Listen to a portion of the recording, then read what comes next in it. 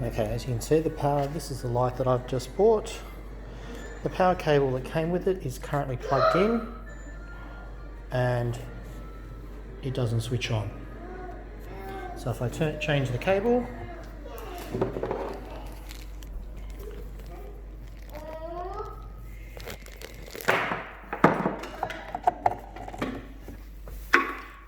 changing the cable now to one of my old cables.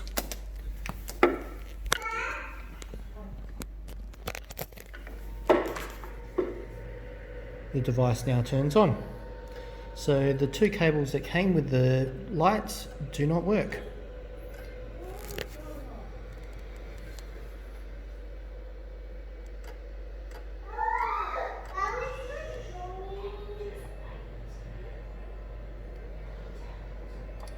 I'll change it back to the other cable.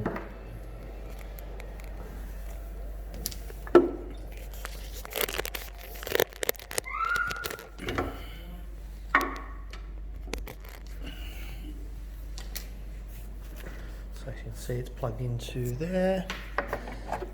Switching the cable over.